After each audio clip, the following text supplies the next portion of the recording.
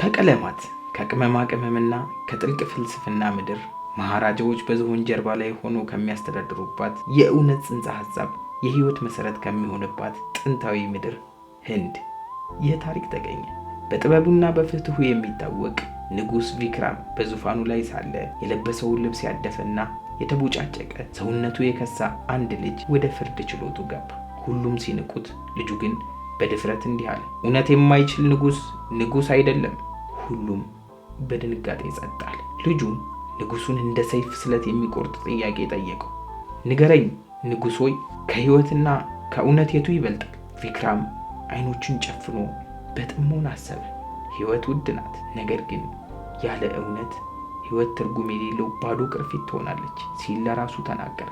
አፉን ከፍቶ በሙሉ ልብ እንዲህ ሲል መለሰ፣ እውነት ትበልጣለች፣ ምክንያቱም ከራሷ ከህይወት በላይ ዕድሜ ያላትና። በዚያ ቅጽበት ያ ቡትቷም ልጅ ፈገግ አለና ወደ ብርሃን ተለውጦ ተሰወረ።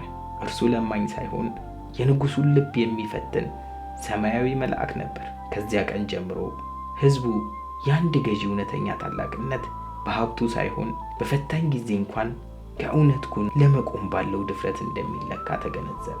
የአረንጓዴ ኮረብቶች፣ የድንጋይ ግንቦችና በጭጋግ የተቀረጹ አፈ ታሪኮች ምድር እንግሊዝ። ከነዚህ ሁሉ የሚልቀው የአንድ ወቅትና የመጪው ዘመን ንጉስ የአርተር ታሪክ። ንጉስ አርተር ታላቅ ሀገራዊ ዓላማን ይዞ የበዙ ጦርነቶችን አደረገ። ነገር ግን በጦርነቶቹ ማብቂያ ላይ ንጉስ አርተር ተመታ። በሞት አፋፍ ላይ ሳለ ባለሟሎቹ አርተርን ወደ ሚስጥራዊቷ የአቫሎን ደሴት ወሰዱት። የካሜሎት ህልም ስለፈረሰ ባለሟሎቹና ባላባቶች አለቀሱ። አርተር ግን እንዲህ አለ፣ አታልቅሱ፣ እውነትና ፍትህ መቼም አይሞቱ። ህዝቤ በሚፈልገኝ ጊዜ ሁሉ ከሞት እነሳለሁ። ስለዚህ እስከ ዛሬ ድረስ በእያንዳንዱ የጀግንነት ስራ፣ በእያንዳንዱ የፍትህ ተግባር ውስጥ አርተር በእንግሊዞች ልብ አሁንም ሕያው ሆኖ ይኖራል።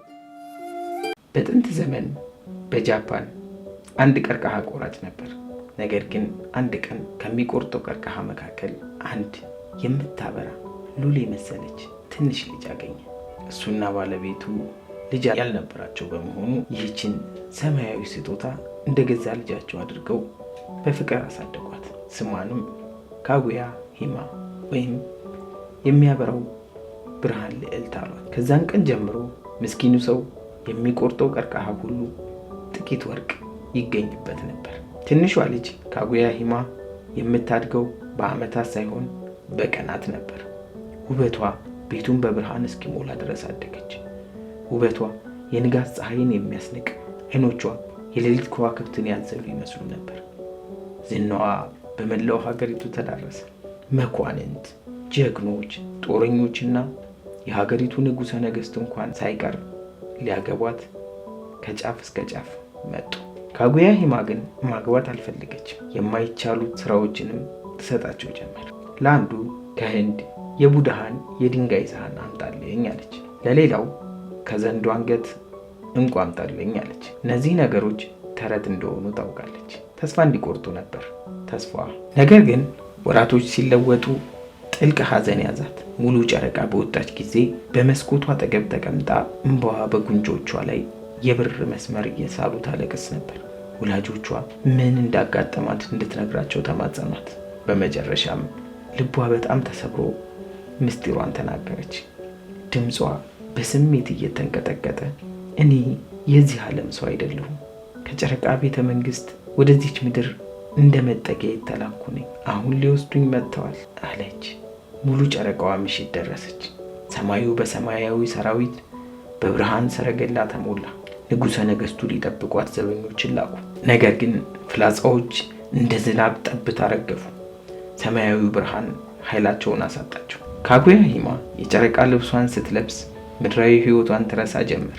ሐዘኗ፣ ለወላጆቿ የነበራት ፍቅር፣ ሁሉም ድንገት እንደነቁበት ህልም እየደበዘዘ ሄደ። ነገር ግን ትዝታዋን ሙሉ በሙሉ የሚያጠፋውን የመጨረሻ ልብስ ከመልበሷ በፊት ደብዳቤ ጻፈች። ደብዳቤውንና የዘላለም ሕይወት መድኃኒት የያዘ ብልቃጥ ለንጉሠ ነገሥቱ እንዲሰጥ ለአረጋዊ አባቷ ሰጠች። ካጉያ ሂማ ይህንን ንገሩት አለች ለንጉሱ። ይህን ከጠጣ ለዘላለም ይኖራል። እኔ ግን መሄድ ስላለብኝ ይችን ዓለም እተዋለሁ። ጨረቃን እንዲመለከት በጥላዋ ውስጥ የኔን ፊት እንደሚያይ ንገሩት። በዚያች ቅጽበት ልቧ ለሁለት ተሰነጠቀ። አንደኛው ክፍል ምድር ላይ በፍቅር ላሳደጋት ቤተሰቧ ሲሆን፣ ሌላኛው ደግሞ ትዝታዋ ለሚጠራው የጨረቃ ቤቷ ነበር። መረር ብላ ለቀሰች። ነገር ግን ለመሄድ ወስና ወደ ሰማይ ስታርግ ምድራዊ ቤተሰቦቿ ልባቸው በሐዘን ተሰብሮ በእንባ እየታጠቡ ይመለከቷት ነበር። እርሷም ከላባ የተሰራ ልብስ በእንባ የተጻፈ ደብዳቤ ትታላቸው ሄደች። በዚህም አረገች። ሰረገላው ወደ ቤቷ ይዟት ከፍ አለ። ልቡ የተሰበረ አረጋዊ የምታለቅስና መድኃኒቱን አልቀበልም ያለ ንጉሠ ነገሥት ትታ ሄደች። በጭራሽ ልታቅፉት የማትችሉትን ፍቅር እያሰቡ ለዘላለም መኖር ምን ዋጋ አለው? ንጉሠ ነገሥቱም ደብዳቤዋንና መድኃኒቱን በጃፓን ረጅሙ ተራራ ላይ እንዲቃጠል አደረገ። አንዳንዶች እንደሚሉት እሳቱ ዛሬም ድረስ ይጫሳል። ለሰማያዊ ፍቅር የተደረገ የመጨረሻ ምድራዊ ስንብት ሆነ። ይህ የጃፓን ተረት ፍቅር ከምንም ነገር በላይ ጠንካራ ቢሆንም የዚህ ዓለም ሕይወት አላፊና ጊዜያዊ መሆኑን ያስታውሰናል። ውበትና ደስታ እንደ ጨረቃ ብርሃን ይመጣሉ፣ ያልፋሉ። ትልቁ ነገር በኖርንበት ጊዜ ያሳየነው ፍቅርና ትተነው የምናልፈው ትዝታ ነው። እኛም እንላለን ፍቅር ታላቅ ስጦታ ቢሆንም አንዳንድ ጊዜ ትልቁ ፍቅር ያለ ቦታው ሲሆን ልብን በሚሰብር ህመም ውስጥም ቢሆን መልቀቅና መተው ግዴታ